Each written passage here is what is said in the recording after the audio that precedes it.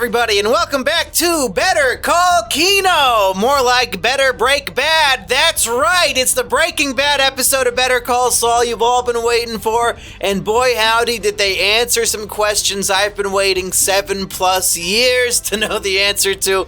A thrilling episode in my book, but enough about me. Let's jump over to one Hartsy Protsy! It's Saul time! Is it really? It seemed more like Gene time. It's Gene time! And E-Rich McCoy. Yeah, I'm lucky to be here talking about this episode of Better Call Saul. What's before penultimate? The fucking semi-penultimate episode of the show. The next one is called Waterworks, which is interesting because it turns out somebody is working at a sprinkler store. E-Rich? Who could that be? And last but not least, everybody's least favorite co-host, of course, Florian Himsel. Yeah, watched this episode of Breaking Bad today. Okay. Yeah. It had Walt and Jesse in it. Yeah. Is that your analysis, Florian? Is that about as deep as you go, typically, on these things? Well, they replaced Jesse with some other guy, you see. No, that was Aaron Paul. That was the same actor for Jesse. No, it's someone else. Someone much older. No, Florian, just look it up. It was the same actor. They didn't replace the actor. No. E-Rich, what is he talking about? I don't know. I think he should shut the fuck up. Yeah, I'm sick of Florian and his stupid opinions. I don't think he even pays attention. He told me he was programming Bullfrog 2 while the episode was airing. Yeah, and he told me he was looking up porn on the interwebs. He was berating the pizza guy because his corn pizza was cold. It came too late. Anyway, so much to dive into with this episode. I think the big headline that everybody is talking about, of course, is Huel is safe! Huel is not in jail, baby! And he's not sitting in that safe house. I thought Huel's rules was real. I thought he was still in the safe house. But no, he went back home, I think, to, Louisiana? Yeah. It's much better than fucking Albuquerque, so he's probably very happy there. Is the meth good over there? He doesn't state where he lives, so. I don't believe the meth is very good in Louisiana, though. I did do my 50 states test of all the different meth throughout everywhere. Let's do our general thoughts going in. Hartsy, what are your impressions of the episode? I thought it was really, really good. I think it would have been far, far, far better if Walt and Jesse's cameo wasn't announced months before the show even aired. But what are you gonna do? It was cool to see. But I was actually more interested in the Gene stuff, without a doubt. I think they have to announce that Gene stuff. I think they have to announce that stuff because it'll leak, or somebody will say something, and then it'll be spoiled. Yeah, whatever. I think if you listen to the behind the scenes, kept it a secret. They went out of their way to keep it a secret that they were flying the two actors in, and it was a big secret. But then before the season even begins airing, they expose it. So what was even the point of making it a secret in the first place? Oh no, we have to let them keep them in the dark for an extra 4 months. Who cares? Yeah, but let's just say the episode title, which is Breaking Bad, gets out, and people are like, "Oh, well, it's a show, it's an episode called Breaking Bad." But it didn't get out. They're the ones who put that out there. It's a what if? It's somebody tweets out a script by accident, something like that. Well, whatever. Who cares? That's a Florian level analysis. That Aaron Paul looks like he's 40 now. Give him a break. His hairline, that's why they had to wear the masks as hats, because both of their hairlines are not what they should be. Yeah, right. Look, this entire show is premised on Bob Odenkirk looking 30 years older than he should, so you can roll with Jesse looking a little bit older and sounding a little bit older for, 3 scenes? 2 scenes? And evidently, they're going to be back? Is that What? true? We're gonna see more Walt and Jesse in the final 2 episodes. Wow. Yeah, in an interview, Walt said that he and Jesse shared one scene together, and Walt each said shared that one in an scene interview? apart. Oh my god! Oh my Did I say god! Walt? They're going to do more Bryan Jesse again. Cranston. Bryan Cranston said that he and Aaron share a scene together and one apart. So there should be 3 scenes total. Now, you might be thinking, it's going to be another flashback to Breaking Bad. But if it's Jesse's character, folks, you never know. What? You're saying that Gene is going to go to Alaska? I'm saying Francesca on the phone was like, listen, you want another sequel spinoff? Every character's fucking dead or gone. Nobody cares. Kubi, who even fucking knows who he is? He hasn't even been on Better Call Saul. Who gives a shit? Like, you don't deserve a sequel spinoff anymore. All the characters have moved on. Vince Gilligan has moved on. Like, that's basically what the phone call with Francesca was telling me. Yeah. But she was very specific. The only 2 who remain are you and Pinkman. And she wrongfully, she fell for the scheme that Jesse was escaping to Mexico when Skinny Pete and Badger dropped off his car there, I do believe, in the El Camino movie. But I thought it was very rude.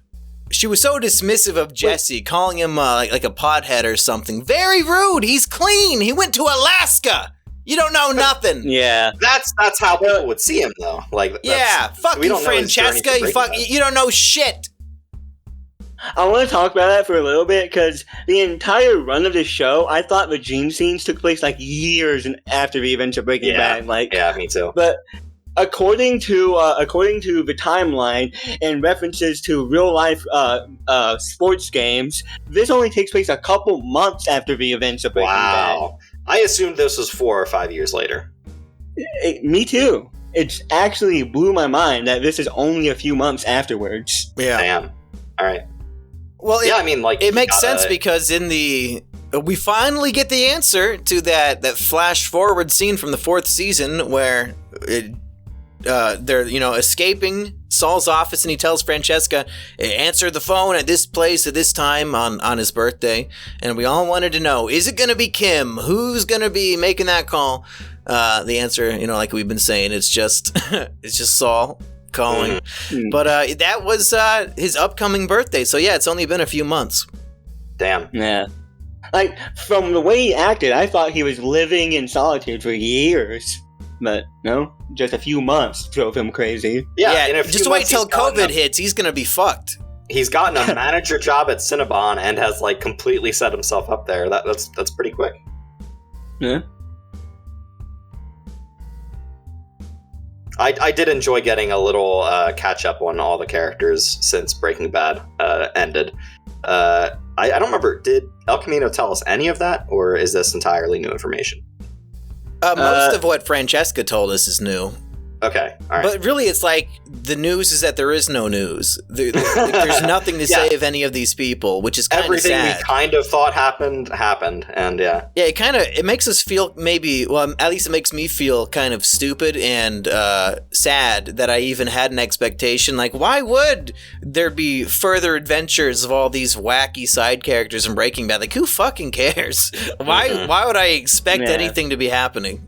Well, you say that, and then they're going to announce 5 spinoffs for every one of them. Well, I think it ties in thematically to the opening things. You know how the opening title song, like it deteriorates over the seasons, and as of episode 10, as of episode 10, it's all out of tape. Like, it's just the blue screen. Like, the story's over. That's kind of what the phone call was telling me. Like, the story's over, and Gene just will not let it go. Like, he's the only one left who wants to keep the story going. Doesn't something else start up at the end of the credits, though, this time? I didn't watch the credits to the end. What happened? Well, no, not at the end credits, but the opening credit sequence. Yeah, it was new camera footage, because there was different footage for every opening throughout the episodes, and now there's new stuff. Now there's new stuff. It did have like a Tyler Durden like flash to the cross on the road at the very end. That was weird. Yeah. Oh, maybe that's what I'm thinking of then. Yeah. Yeah. That's weird. Well, it was a static like shot of Gene's rocking chair as the opening footage. Yep. I have a question for you, E-Rich. Yeah. So let's say, hypothetically, you are Mike. You're probably in the top 10 smartest in this universe. And we know you're not top 3. Top 3? No, we know you're not well, top 3. We're not top 3. Fuck. Probably top 10. Mm-hmm. Possibly top 5. And you researched this Heisenberg. You know everything about him. You know his full name. You know his address. You know where he works.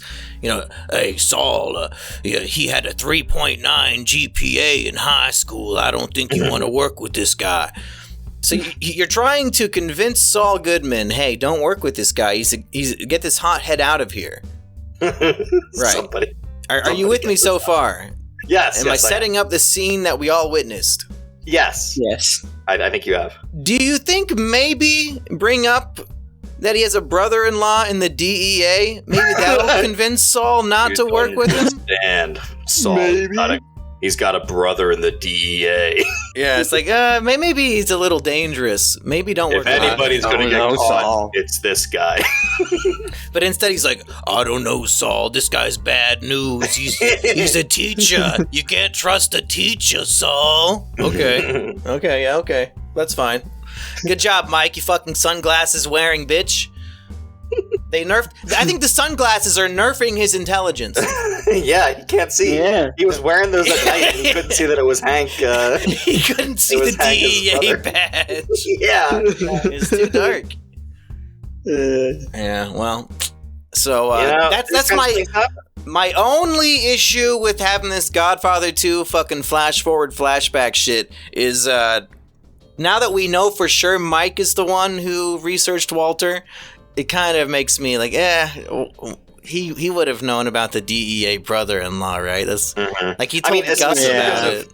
Because of how often Hank and Marie are like interacting with them. Yeah, like the whole first episode is like them just at each other's houses. Yeah.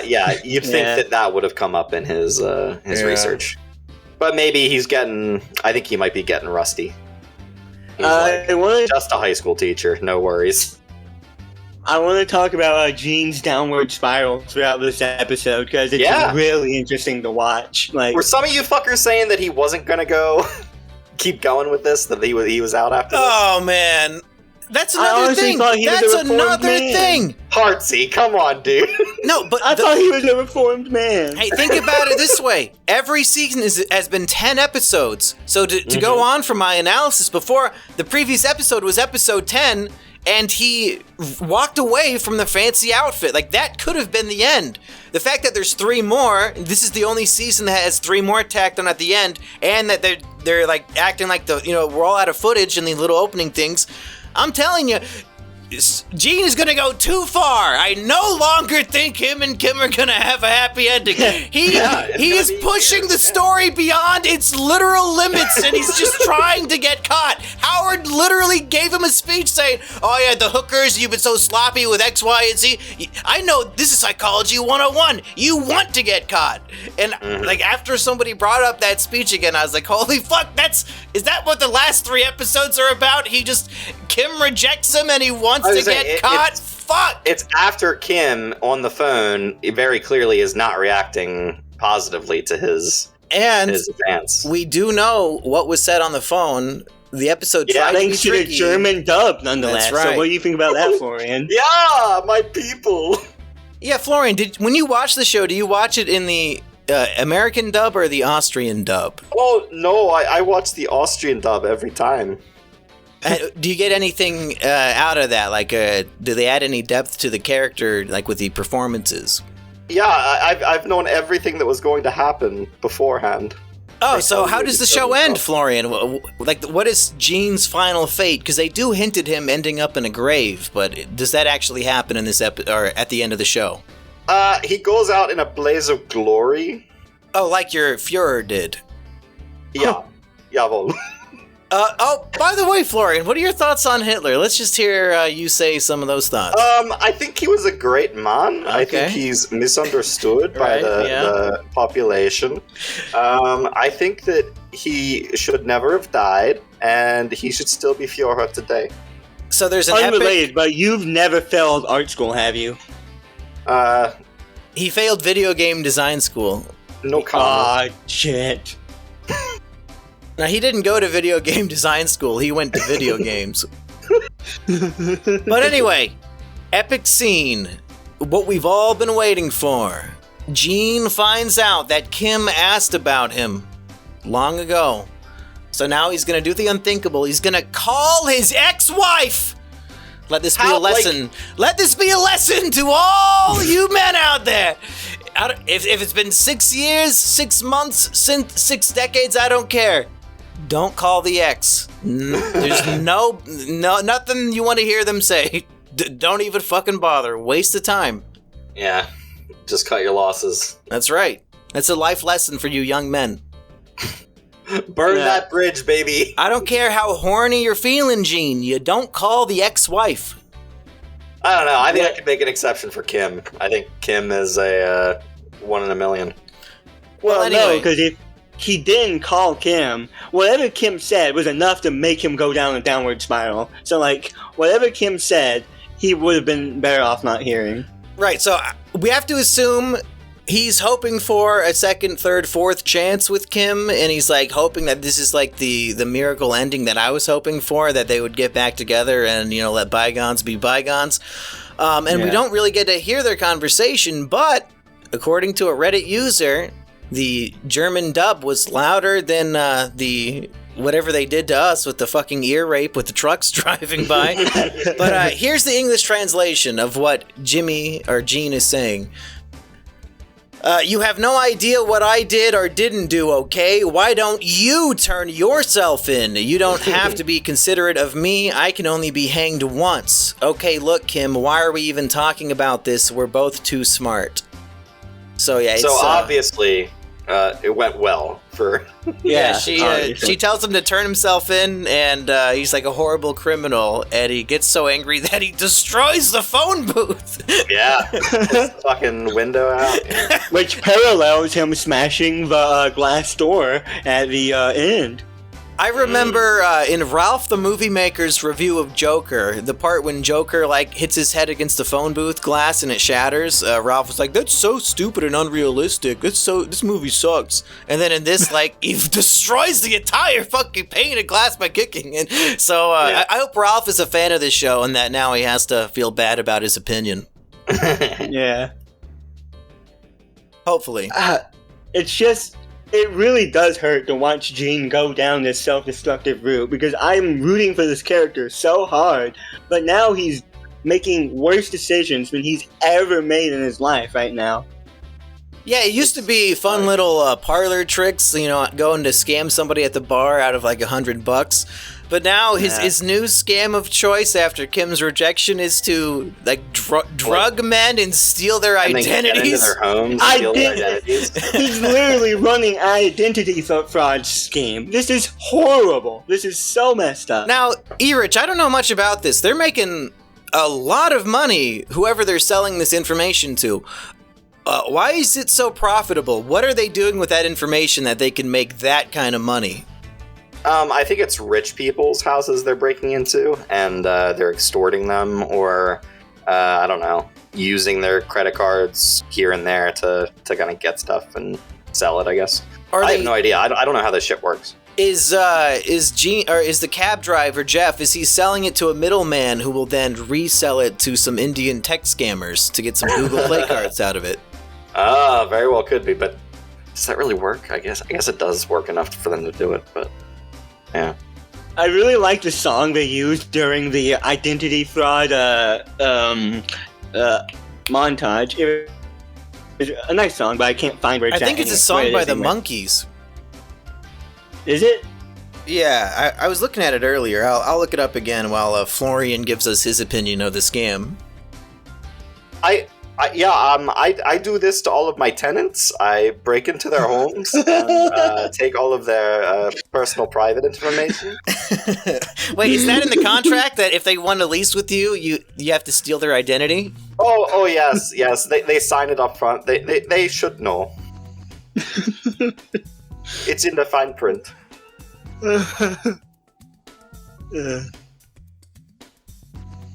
But like this this all comes to a head at the end of the episode where he stumbles across a genuinely nice dude, right? Like a nice guy that he's that has cancer in the bar, right?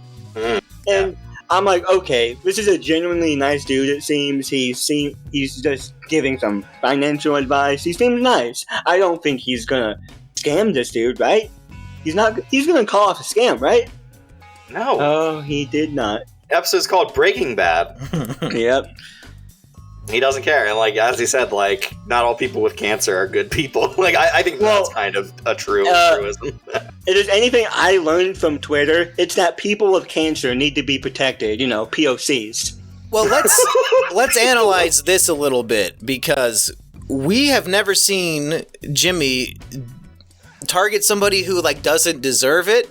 And this episode really, really drives that home, where in the first guy they get when he's doing the karaoke, they just he's cartoonishly evil, he's this big fat obnoxious fuck who thinks he's smarter than Gene, and he's taking advantage of him, tricking him. This guy totally deserves to get whatever. Who cares? We don't care. This guy's a big dickhead. But then with this cancer guy, he's cartoonishly good, and he's no, you take the cab. I'll wait for the next one. Every single line of dialogue they give him is just him being fucking Mother Teresa. So I'm Gene is really committed to going after this cancer guy, and I want us to analyze why, because they could just find somebody else. Why does he want to go after somebody who's genuinely nice? Is it... we've seen him do stuff with Howard, he has these poor feelings for Chuck, so he puts it off on Howard. Is it this he has animosity towards Walt, so he sees another cancer person? Is that person of cancer? Yeah, person of cancer. That's one option. Another one could be, I've seen some people float this idea, maybe he wants to steal his identity for reasons other than selling it. Maybe he wants Jimmy McGill to die with the cancer man somehow. Maybe he wants to become him after he dies. Something. Because why is he breaking into this man's house? He really wants cancer man's shit. It's that he wants to get caught. It's basically he's just taking out his own rage and his own just feeling of having wasted his life. I think he just doesn't care anymore. He's just full of rage and bitterness, so he's going to do whatever he wants when he wants. So there's no deeper scam. This is just him trying to commit suicide through scamming. Mm-hmm. I feel like, Oh, that's even more sad. Yeah, it really is. I'm amazed at this show at how, it was always kind of dark, I feel because you could initially tell, Jimmy isn't such a bad guy initially. And then you just see his real deep slip down into I don't think it's evil, but it's definitely cruelty. And he has never directly harmed someone who wasn't at least a little bit deserving of it until now. Other than Howard, right? Well, I don't think he was directly responsible for Howard's death. I mean, he did fuck with Howard quite a bit and ruin his reputation. Yeah, okay. And throw he was bowling balls at his fucking car. Yeah, alright, that did happen. Well, should we skip into the prediction corner? You guys have any predictions for the final 2 episodes? Will we see Kim? Or is it just no more Kim? Talk about Walt and Jesse. I mean, what is there to say about that? I've seen Breaking Bad. I think we're gonna get Kim's POV of the phone call in the next episode, and I think we're also just gonna see what she's been up to and her POV of the Breaking Bad events, hearing what's happened to her beloved Jimmy on the news. Yeah, I think she's gonna be somewhat conflicted about whether she reaches out or not, and then she does. And she kind of just feels okay, well, I can just wash my hands of this and not have to worry. And then, whatever the Gene call will happen, and then I guess we'll go into whatever the finale is going to be. But I really like Kim-focused episode. I love her. If Kim in this future timeline has the exact same hair as Gene, do we drop Kim? No more waifu. What do you mean? The same exact hair. Like the back rim of hair, like no hair on the top. What the fuck? Like Why would you ask me that? If Kim had Jean hair, would you still love her? Don't put that thought in my mind. You fucking bastard. Wow. Superficial, Florian. I can't believe you just said that. Oh yeah, I love the bald women. Bald Harry, I'll take them all and they'll come to me. As long as they have the pussy I can pay for. The bad pussy. The bad. That's my favorite season.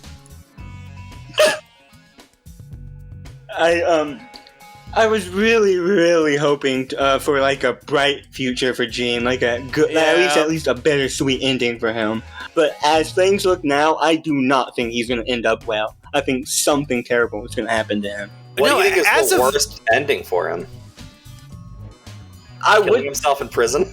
I would think being incarcerated would be like a pretty lame ending. So I think something terrible is going to happen to him that's not imprisonment. I don't know. This is a show about lawyers and law and order, and Jesse escapes, Walt dies. Shouldn't somebody end up in prison for all this shit? Why not the former lawyer? Why not like the criminal? In prison, he'd just do his Slip and Jimmy routines. Yeah, like he would thrive in prison. I think that would be like the ultimate ending, is that he goes to prison and he just like takes it over with his charm. Yeah. Nah. But then he would at least be somewhat happy. I don't think he's gonna have a happy ending. Like maybe Kim will come visit him in prison. I don't think he can be happy in prison doing his slipping. Like it's essentially like a life sentence to just do the same shit that got you there. Well, in this episode, there is a transition of a empty grave with Gene overlaid on top of it as it fades into what Gene is doing. That's either like symbolic of the fact that Gene is trapped in the same like cycle of doing bad things, or it might like represent something that might happen to him, where he will end up. And really, Erich, would you rather be the manager of a Cinnabon for your whole life, or just hang out in prison? It's not Probably that bad hang out in there. In prison, honestly. Yeah, like Cinnabon's a worse prison than actual prison, right? Like, I don't have to do manual labor. I don't have to fucking make Cinnabons and shit. I don't have to put up with angry Karen customers screaming at me. Like, so I get butt raped once in a while. So what? My boy Cherry needs to be popped at some point. I wonder. I do hear wonder Florian's take on that. Let's hear that. I would rather die than do a single day of work. So you'd rather go to prison too? Yeah. Yeah, that's fair. Hartsy, go ahead. I actually forgot what I was gonna say.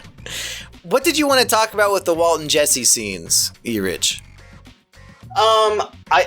It seemed a lot like just scenes we've seen before, like where they're trying to work the brake or the clutch or whatever that is to get it started again. So that was intentional because it takes place right before the 4 Days Out episode? Yeah, that's literally my favorite episode of the series, so I appreciate like the callback or call forward to that episode because it's my favorite of all time. 2 words, Jiffy Lube. Yeah. They should have listened. They should have. I thought it was all right. Like it's kind of like just a neat little thing for the fans to be like, "Hey, look, we can point at Walt and Jesse being there." I honestly think that it getting announced kind of hyped it up a bit more than it should have. Yeah, but we don't know what the final 2 episodes hold, Erich. That's true. They could always do something incredible. I do really like the parallels of associating with Saul. Of Walt was what led to Saul's downfall, and then it's back to back with current actions being committed by Gene. And he ruined his life by opening a door to meet a cancer man in one timeline, and now he's doing the exact same thing again. Wow. Exact same thing. Yeah. The moral of the story is do not go to the homes of people with cancer.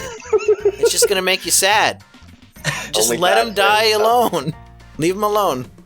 I think it's kind of a brilliant thing to have, like, the full appreciation now is that Walt and Saul were 2 men who were, like, at their most dangerous and at their most, like, awful And when they came together, they did some fucking terrible things. So, yeah, the series has really made me appreciate Saul as a chaos agent who could really magnify Walt's kill stream.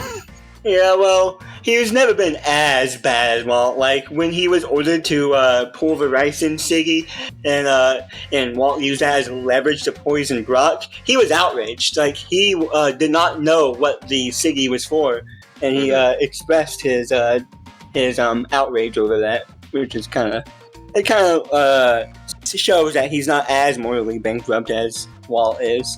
Sure, but like when I was watching Breaking Bad, I certainly didn't think that this guy had gotten a couple people killed. That certainly wasn't on my radar. Yeah. Do we have any final thoughts? Hartsy, I know you're excited that the finale episode is going to be called Saul Gone.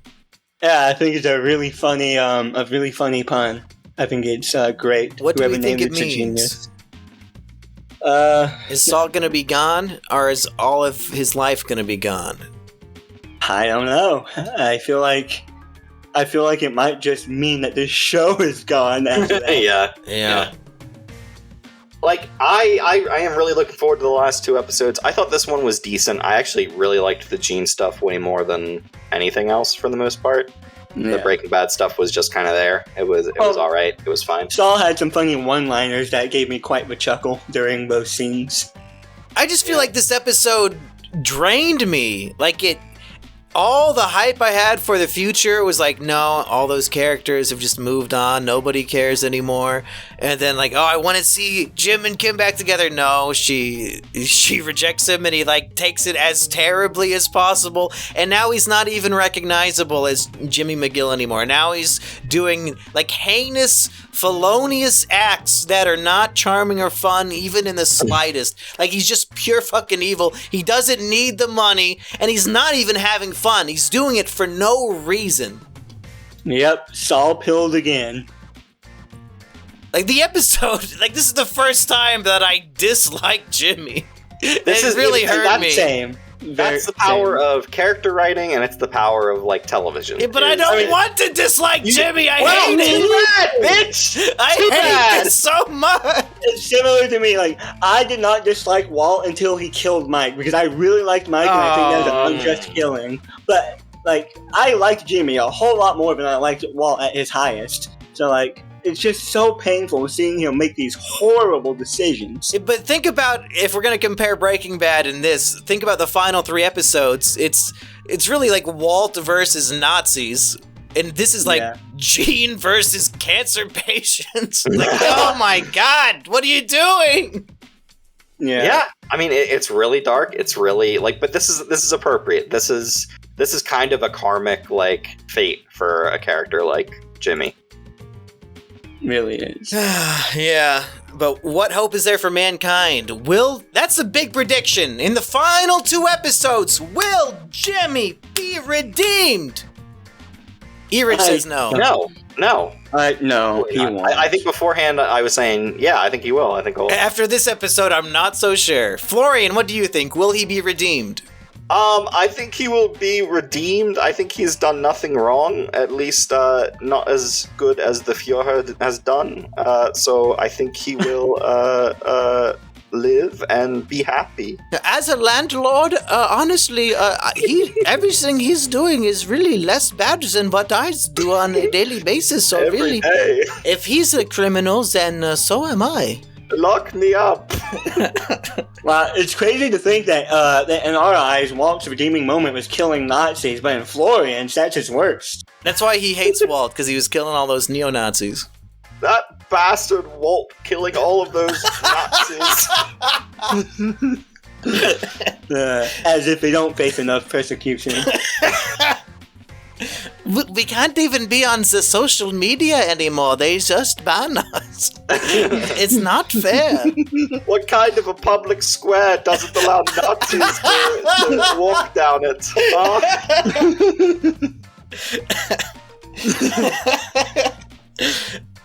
You guys have any final things? I think I'm done. I got nothing else to add. Good episode. There's going to be 2 more. We're almost at the end, fellas. I'll be the one voice who says Jimmy will be redeemed in the final 2. I still have hope for him. I will be the last one holding out hope for humanity. Jimmy is the everyman. If he can't be redeemed, then none of us can. None of us. Maybe none of us can. That's maybe the thing you have to come to. We're gonna need I guess Mike is the Christ figure of the show, so maybe upon his death, now nobody can be redeemed until he's risen again. Yeah. Hopefully, in the sequel. Something that rhymes with Mike, I can't think. We need, robotic zombie Mike. Cyborg Robotic Mike. zombie Mike. Wow. Incredible. Yeah, he needs to come back. Can't wait. Zombie Chuck will walk into the court in the final episode and say, "I told you so." Bye, everybody. My final thought. No. Never mind. Hi, everybody. My final thought for Better Call Saul Breaking Bad is check out Ballfrog on Steam. Is it on sale this week? No. Oh. Never. Well. That's all she wrote.